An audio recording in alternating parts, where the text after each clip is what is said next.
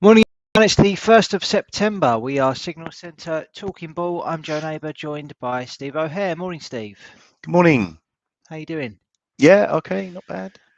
Good.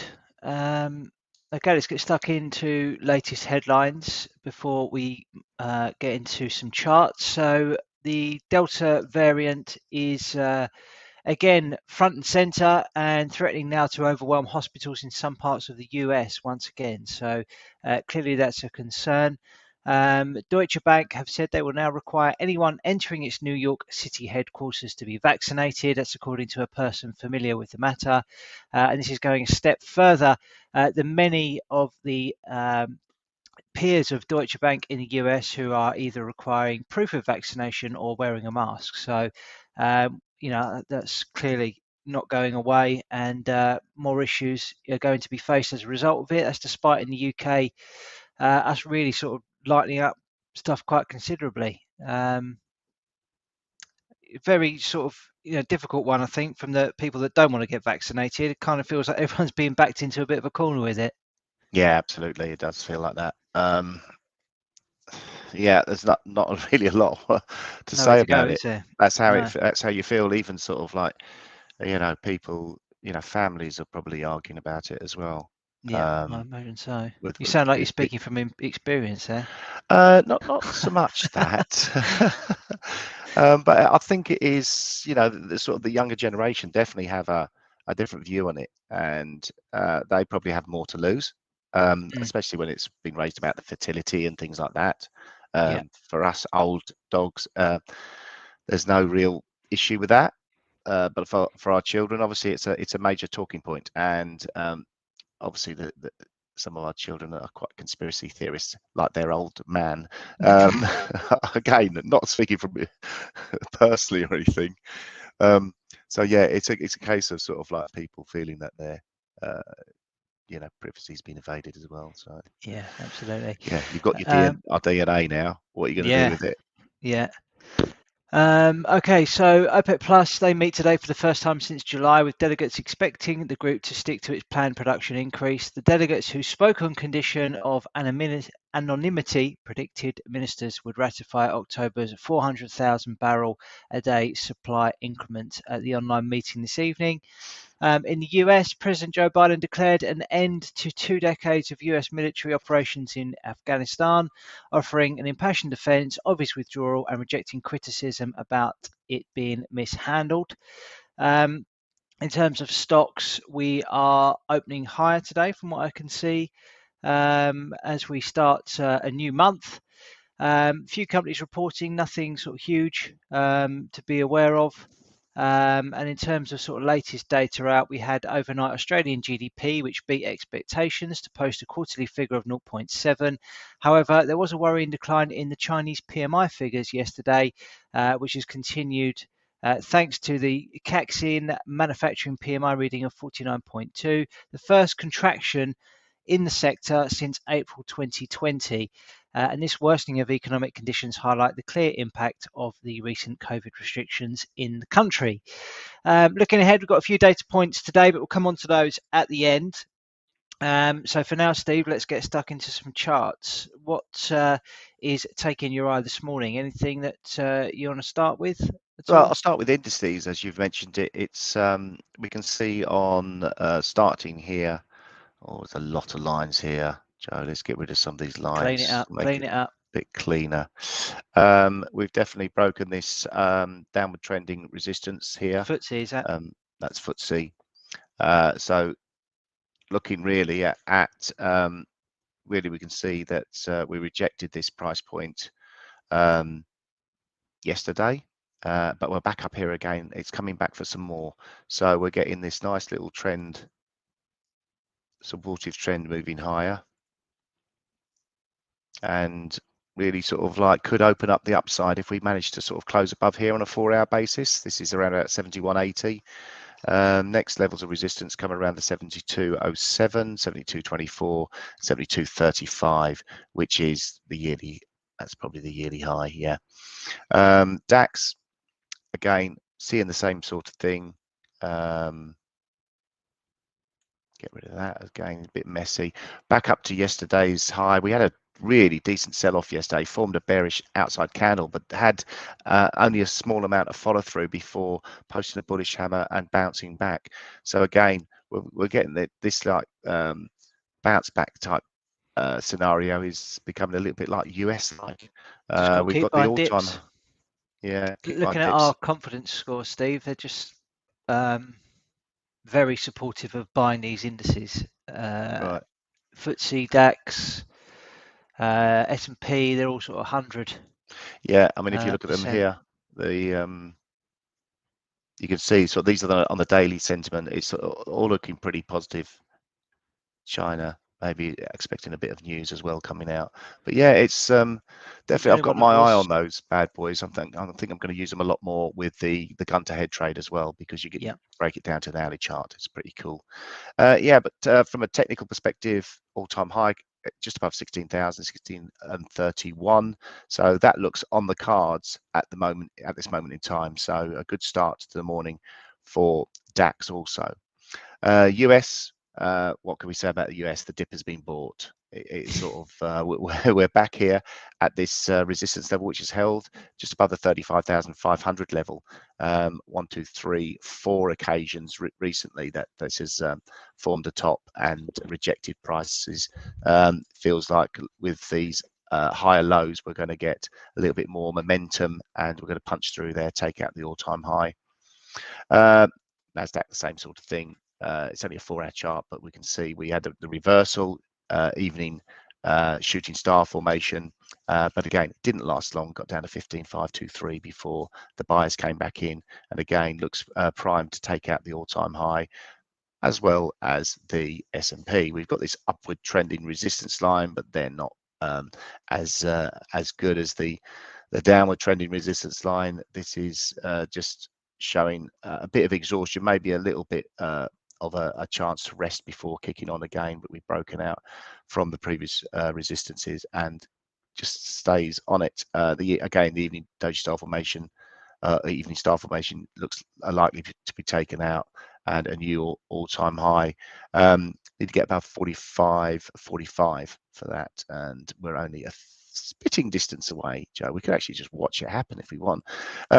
Aussie 200 has recovered a little bit on the 4-hour chart. We've got a bullish engulfing candle, and again, resistance coming in at 75.40, and also really for me needs to take out 75.60 to see further upside. The China 50 has had a bit of a recovery. We don't usually see this, but we are going to be running into quite solid resistance, both from a horizontal and a downward trending perspective in the not too distant future, coming in around about 15,300 there. Just seen a slight downtick since 6 o'clock. So maybe the sort of like Chinese manufacturing indices, or the Caxin index that you pointed out beforehand, could have a knock-on effect to there. Hang Seng has broken up through this downward trending resistance line and has also taken out this high from the 25th of August, which was around about the same time, 1 o'clock to 5 o'clock in our night, their morning, whatever time that is. But it's closed above these 2 previous highs, so that looks pretty positive. And again, further upside probably seen here. And the Nikkei, we can see this quite solid downward trend resistance from the 17th of March. We got 1, 2, 3 points that we touched. Could say yesterday was a 4th, but we're up above it, so there is a breakout opportunity there as well. 28,475.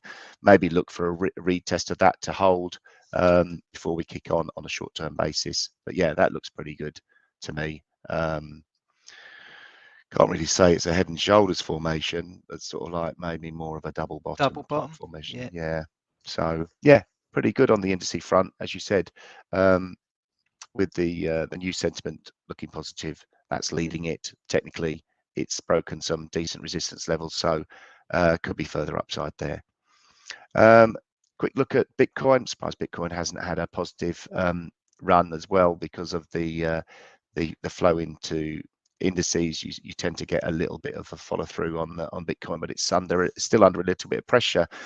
Can't manage to break above the 50,000 level at the moment. Just had a poke its head above, and it couldn't hold on to those gains. Does look a bit like a head and shoulders formation here, but really for me, we'd need a break of 46,300 to for any further selling to come through on this. So I still think this is supported sitting here just in front of the support. I don't see any real reason for this to go anywhere else, so probably range bound at the moment. Cardano is the one that's really outperformed and has formed a new all-time high very recently.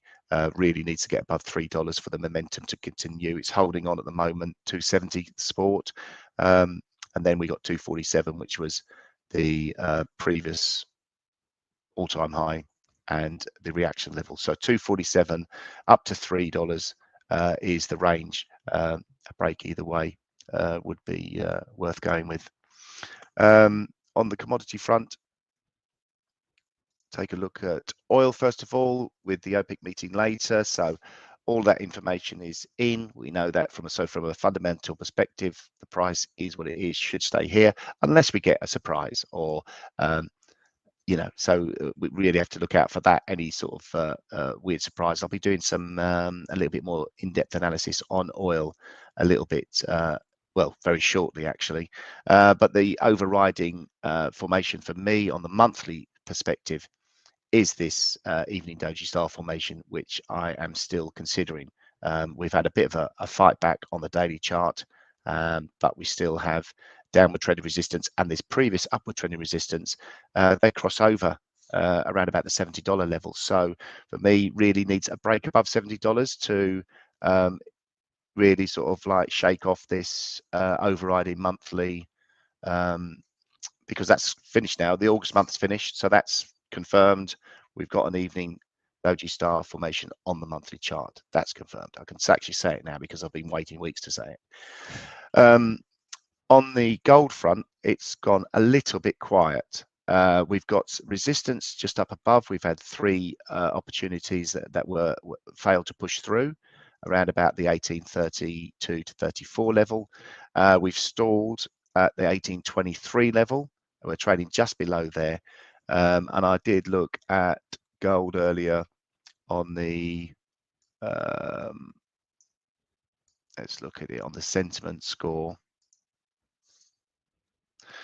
Yeah, gold on the sentiment score, we've got market alerts. Go to this. Daily news sentiment is moving lower, which you can see here with the blue line moving lower. Price is maintaining the same. So there's a little bit of divergence going on there with news and price. In 60% of the last 10 occurrences, price has fallen within 2 days. So we've got positive news sentiment in the last day, but in the last hour it has moved more positively, but it has triggered, so yesterday it triggered that negative news sentiment. So things have changed, turned around. So there's a bit of cantonar going on in gold. So yeah, news sentiment looking negative, prices holding up, bit of divergence. Technically, I still think we've got to break above the 1832 level to consider buying gold again. But yeah, I read a few things on news over the last sort of 24 hours that is a little bit more positive. Some analysts going for really, it looks like it's going to form, what did they say? Precious metal prices have crossed the threshold for a trend reversal, challenging the bull market despite lingering inflation risks. Who's that from? TD Securities. Who are they? 1870 is a critical threshold for a change in gold trend. So yeah, I get that. That's a bit obvious, but yeah. So yeah, for me, above 1835 would probably sort of be the first barrier. Take that out, and then we are onto the races. But remember, we only had a fleeting visit towards this 1675 support, but it was enough. Yeah, kick on from 1832, and then start loading up, start hoarding again, Joe. Yeah, okay. bear that in mind. Right, thank you very much, Steve, for that roundup. Let's take a look at FX then. So starting with the dollar index, yesterday we saw weakness early on, but then we reversed a lot of that to close with a hammer-looking candle, arguably at trend support. I mean, I've had to cut through a few candle wicks here in order to sort of form this trend line. So it's not, exact, but it's a pretty good indication, and clearly buyers did step in at the lows of yesterday to drive this higher. So still hopeful that we can see a retest of these resistance levels up here. The key level 93.43, which we did overcome as mentioned yesterday on the 19th of August, but then failed. So we do have an additional resistance above at 93.73 that needs to be overcome for the dollar index to really get going on the upside. So for now, still favouring buying dips on dollar index, but no sort of clear indication as to whether or not this will break up. Obviously, if we break down below yesterday's lows, then we're going to invalidate this short-term trend line, and then we may well see a decent corrective dip lower. So, bit confused, I suppose, at the moment. But looking at some of the sort of riskier assets when it comes to currency, particularly the likes of the New Zealand dollar, that's really sort of motoring on. Had a really good day yesterday. And if we look at some of the patterns here on the technical charts, we're breaking out of a corrective channel there. Just need to overcome that resistance at 65.03, which if that happens, then we'll see a continuation higher from the New Zealand dollar versus the Swiss franc. Japanese yen, again, breaking out potentially a flag or a corrective channel here, trying to overcome this resistance from the 11th of August at 77.93. So we're all over that level at the minute, and if we can break above that, then I would look for a continuation higher, certainly back to those previous highs that we made in May. It's a similar situation with the Aussie dollar as well. This is breaking out of a corrective channel. This is Aussie CAD. So potentially room for a corrective move to the upside. Aussie dollar, still not a massive fan of this given that it's completed this head and shoulders top. It did get quite close to the measured move target at 70.57 and has bounced pretty aggressively. The volumes haven't been amazing on this move higher, but it's not slowing down at the moment. So maybe scope for more upside on that at the moment as traders continue to favour riskier assets when it comes to currency, which, given what we're seeing in the headlines with regards to the coronavirus Delta variant sort of spiking yet again, I find a little bit strange. But you can't fight against it, I guess. As we're seeing with the equity indices, because they're not slowing down whatsoever. So let's take a look at some of the bigger currency pairs. Euro dollar. Flip side of what we've just talked about on the dollar index, it stalled yesterday, arguably into this neckline that we've got. So maybe a retest of that. And if you look at the shape of the candle that's posted yesterday, we made highs up to 118.46 and then failed to close back below this neckline that we've got drawn on the daily chart to form potentially a shooting star candle. So maybe there's scope for a continuation lower on that today. We'll have to wait and see. Cable, not really much to speak of here. It's still trading in a short-term downtrend. I still think it's in the process of forming a top. It's all become a little bit messy on the chart. So I'm going to get rid of that line now because I don't like it cutting through the price action like that. So the main level to watch on the downside is this 35.71 level. And if it does break down, then we'll be expecting lower prices. And the key levels on the upside is this downtrend resistance line. If we can break above that, then we can start looking for higher prices to form. So mixed bag really on cable and therefore limited trading opportunities. And I feel like I've been saying that for ages. It's not probably the best pair to be trading at this moment in time. What else have we got? So we look at euro yen. That's quite interesting. That's had been trading in a fantastic bullish trend. Then we saw this corrective move, which is trading in a sort of wedge formation. And now we've broken out of that to the upside, and we are now taking out more resistance levels. So that looks pretty good. Maybe a continuation higher could be seen on that one in the short term. Euro sterling, that continues to sort of bumble around the bottom here. I've got some resistance up at 86.20, which I'd be in favour of selling into given the fact that it's trading in a sort of longer term downtrend. But if we can break above these levels, then we could see a continuation higher. But again, a bit of a mixed bag when it comes to euro at the minute. So nothing sort of overly clear, but there are some interesting patterns that are emerging in some big breakouts of some some interesting patterns. But I think your typical FX markets like your euro dollar, your cable, they aren't the best places to be trading at the minute. So, feel free to broaden your horizons and look elsewhere when it comes to currencies at the minute. That's it from me. Nice one, Joe. Gun to the head trades from yesterday. Let's have a quick look, shall we? So, my first day back after a bit of time off and didn't get off to a great start. 1 hour loss on New Zealand dollar, Canadian dollar. As I just touched upon, the New Zealand dollar continues to push higher. And Steve, although you sort of went the same way as me, you managed to stay in your trade.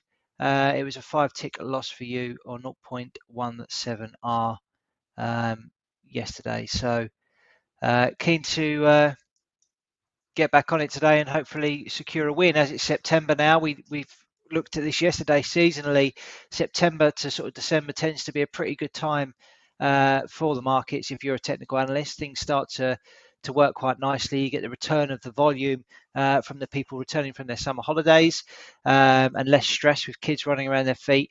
So let's see if we can get a few wins under our belt, Steve. Yeah, I'm actually seeing the sort of like, I seem to be catching you just by trading water. So I might just sort of not trade today. Yeah, I'm having a stinker, that's for sure. What am I Yeah, it looks looking like at Arsenal's overall? form at the moment. Not that we're going to Yeah, mention football, obviously. broken down there. Look, I've broken down, you've broken up. Yeah, yeah, nice. Okay, looks like two wizards about to cross swords. We got to be careful there. Yeah, I'm going to take a look, unless you're ready to go, Joe. No, I've got nothing yet. Okay, Doing it all on the fly. I am going to take a look at oil. Now, oil for me, obviously we got news coming out. News sentiment is pretty good. However, we have formed a indicator which has a 60% shows that 60% of the last 10 occurrences that price has fallen within 9 days based on news sentiment. So prices seem to be holding up here. News sentiment is diving lower. We got the OPEC out. I mean, I think if we were expecting really good news from them, we'd already be higher. So for me, technicals are looking a bit sluggish based on my monthly evening doji star formation, which sounds a bit boring. However, where do we get in? Well, we have to get in now because we've got a gun to our head. So we've got no choice in the matter. But thankfully, there's a level not too far away, which could form a basis for a decent stop.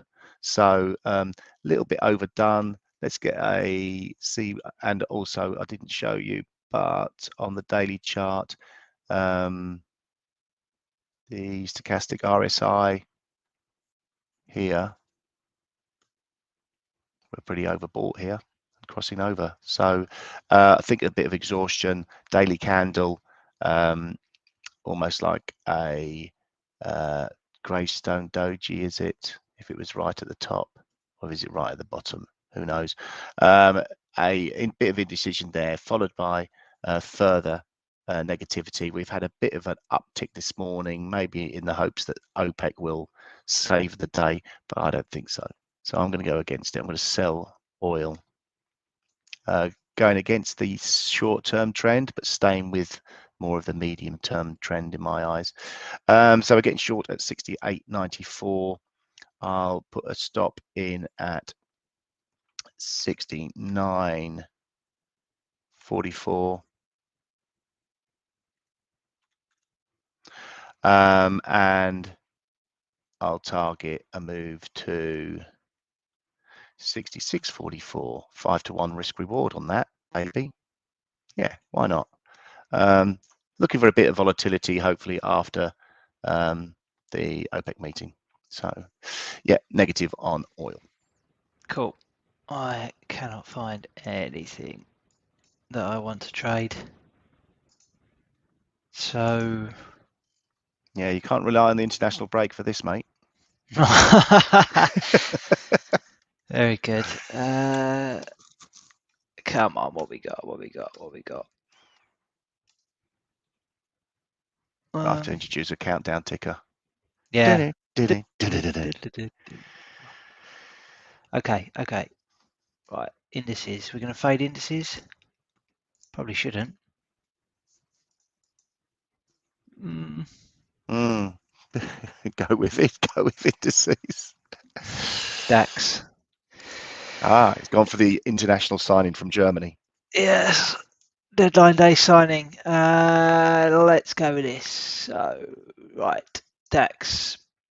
It's a bit rangy, not making new highs like some of the other indices. We've got a couple of barriers here of resistance, maybe, that it needs to overcome. Obviously, don't bet against it because it's, well, do bet against it in this instance if you want to follow me in.